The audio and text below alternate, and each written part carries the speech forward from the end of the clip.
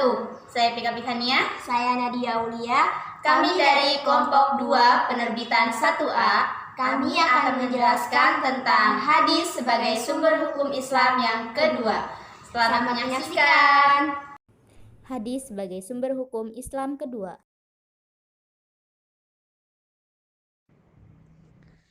Sejarah pengkodifikasian hadis.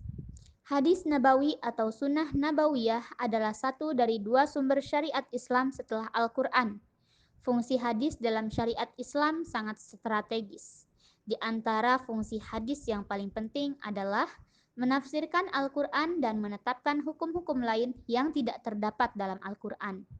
Begitu pentingnya kedudukan hadis, pantas jika salah seorang ulama berkata, Al-Quran lebih membutuhkan kepada sunnah daripada sunnah kepada Al-Quran.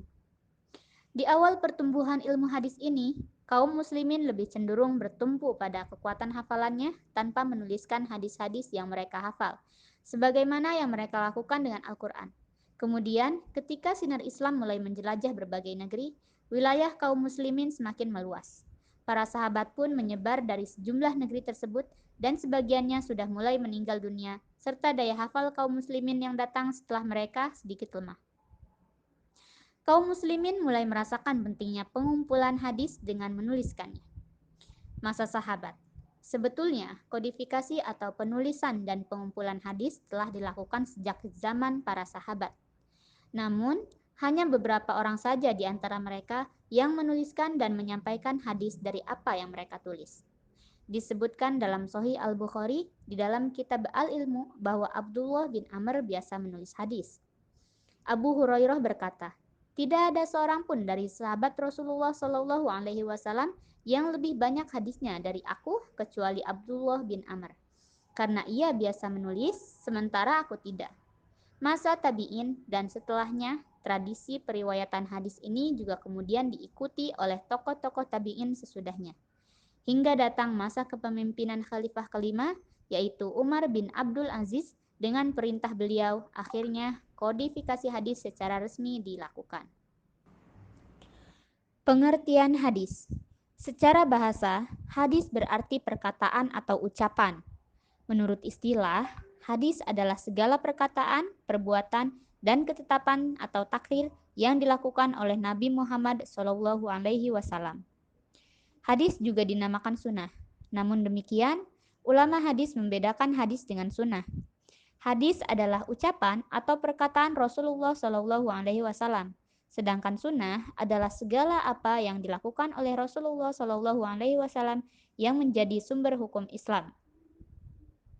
Hadis dalam arti perkataan atau ucapan Rasulullah SAW terdiri atas beberapa bagian yang saling terkait satu sama lain. Bagian-bagian hadis tersebut antara lain sebagai berikut. 1. Sanad, yaitu sekelompok orang atau seseorang yang menyampaikan hadis dari Rasulullah SAW sampai kepada kita sekarang ini. Yang kedua adalah matan, yaitu isi atau materi hadis yang disampaikan Rasulullah SAW. Dan yang ketiga adalah rawi, yaitu orang yang meriwayatkan hadis. Kedudukan hadis sebagai sumber hukum Islam. Sebagai sumber hukum Islam, hadis berada satu tingkat di bawah Al-Quran. Artinya, jika sebuah perkara hukumnya tidak terdapat di dalam Al-Quran, yang harus dijadikan sandaran berikutnya adalah hadis tersebut. Hal ini sebagaimana firman Allah Subhanahu wa Ta'ala yang artinya, dan apa-apa yang diberikan Rasul kepadamu, maka terimalah ia. Dan apa-apa yang dilarangnya, maka tinggalkanlah. Quran Surat Al-Hasyr ayat 7. Demikian pula firman Allah Subhanahu wa Ta'ala dalam ayat yang lainnya yang artinya, barang siapa menaati Rasul atau Muhammad, maka sesungguhnya ia telah menaati Allah Subhanahu wa Ta'ala.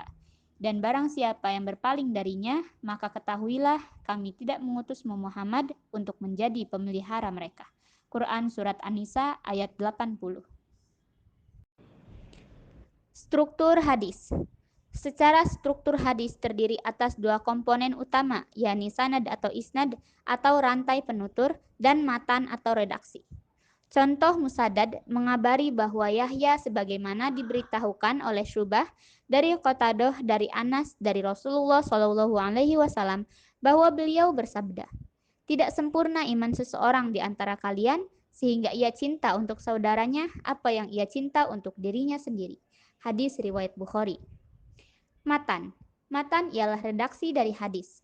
Dari contoh sebelumnya, maka matan hadis bersangkutan ialah tidak sempurna iman seseorang di antara kalian sehingga ia cinta untuk saudaranya apa yang ia cinta untuk dirinya sendiri. Terkait dengan matan atau redaksi, maka yang perlu dicermati dalam memahami hadis ialah ujung sanad sebagai sumber redaksi, apakah berujung pada Nabi Muhammad atau bukan. Matan hadis itu sendiri dalam hubungannya dengan hadis lain yang lebih kuat sanadnya. Apakah ada yang melemahkan atau menguatkan? Dan selanjutnya dengan ayat dalam Al-Quran. Apakah ada yang bertolak belakang? Nah, yang selanjutnya yaitu sanad. Sanad ialah rantai penutur atau perawi, periwayat hadis. Sanad terdiri atas seluruh penutur, mulai dari orang yang mencatat hadis tersebut dalam bukunya hingga mencapai Rasulullah. Sanad memberikan gambaran keaslian suatu riwayat. Jika diambil dari contoh sebelumnya, maka sanad hadis bersangkutan adalah Al-Bukhari, Musaddad, Yahya, Syu'bah, Qatadah, Anas, dan Nabi Muhammad SAW. Sebuah hadis dapat memiliki beberapa sanad dengan jumlah penutur atau perawi bervariasi dalam lapisan sanadnya. Lapisan dalam sanad disebut dengan tobaqoh. Signifikansi jumlah sanad dan penutur dalam setiap tobaqoh sanad akan menentukan derajat hadis tersebut. Hal ini dijelaskan lebih jauh pada klasifikasi hadis. Jadi yang perlu dicermati dalam memahami hadis terkait dengan sanadnya ialah yang pertama keutuhan sanadnya, yang kedua jumlahnya, yang ketiga perawi akhirnya. Sebenarnya, penggunaan sanad sudah dikenal sejak sebelum datangnya Islam. Hal ini diterapkan di dalam mengutip berbagai buku dan ilmu pengetahuan lainnya. Akan tetapi, mayoritas penerapan sanad digunakan dalam mengutip hadis-hadis nabawi. Materi yang selanjutnya yaitu fungsi hadis terhadap Al-Quran. Yang pertama, menjelaskan ayat-ayat Al-Quran. Contohnya adalah ayat Al-Quran memerintahkan sholat. Perintah sholat dalam Al-Quran masih bersifat umum sehingga diperjelas dengan hadis-hadis Rasulullah SAW tentang sholat, baik tentang tata caranya maupun jumlah bilangan rakaatnya. Untuk menjelaskan perintah sholat tersebut, misalnya keluarlah sebuah hadis yang berbunyi, "Sholatlah kalian sebagaimana kalian melihat aku sholat." Hadis riwayat Bukhari. Bagian yang kedua yaitu memperkuat pernyataan yang ada dalam Al-Quran. Seperti dalam Al-Quran terdapat ayat yang menyatakan, "Barang siapa di antara kalian melihat bulan, maka berpuasalah." Kemudian ayat tersebut diperkuat oleh sebuah hadis yang berbunyi, "Berpuasalah karena melihat bulan dan berbukalah karena melihatnya." Hadis riwayat Bukhari dan Muslim. Nah, yang ketiga yaitu menetapkan hukum baru yang tidak terdapat dalam Al-Quran. Maksudnya adalah bahwa jika suatu masalah tidak terdapat hukumnya dalam Al-Quran, diambil dari hadis yang sesuai. Misalnya, bagaimana hukumnya seorang laki-laki yang menikahi saudara perempuan istrinya? Hal tersebut dijelaskan dalam sebuah hadis Rasulullah SAW. Yang terakhir yaitu menerangkan maksud dan tujuan ayat yang ada dalam Al-Quran. Misal dalam surat At-Taubah ayat 34 dikatakan, "Orang-orang yang menyimpan emas dan perak kemudian tidak membelanjakannya di jalan Allah Subhanahu wa Ta'ala, gembirakanlah mereka dengan azab yang pedih." Ayat ini dijelaskan oleh hadis yang berbunyi, Allah Subhanahu wa Ta'ala tidak mewajibkan zakat kecuali supaya menjadi baik harta-hartamu yang sudah dizakati. Hadis riwayat Baihaqi. Baik, materi yang selanjutnya yaitu macam-macam hadis. Apa saja sih macam-macam hadis? Nah, yang pertama di sini ada hadis mutawatir. Hadis mutawatir adalah hadis yang diriwayatkan oleh banyak perawi, baik dari kalangan para sahabat maupun generasi sesudahnya, dan dipastikan di antara mereka tidak bersepakat dusta. Contohnya adalah hadis yang berbunyi dari Abu Hurairah radhiyallahu anhu bahwa Rasulullah Shallallahu alaihi wasallam bersabda, "Barang siapa berdusta atas namaku dengan sengaja, maka tempatnya adalah neraka." Hadis riwayat Bukhari Muslim. Yang kedua ada hadis masyhur. Hadis masyhur adalah hadis yang diriwayatkan oleh 2 orang sahabat atau lebih yang tidak mencapai derajat mutawatir. Namun setelah itu tersebar dan diriwayatkan oleh sekian banyak tabi'in sehingga tidak mungkin bersepakat dusta. Contoh hadis jenis ini adalah hadis yang artinya orang Islam adalah orang-orang yang tidak mengganggu orang lain dengan lidah dan tangannya. Hadis riwayat Bukhari, Muslim, dan Tirmizi. Macam-macam hadis yang ketiga yaitu hadis ahad.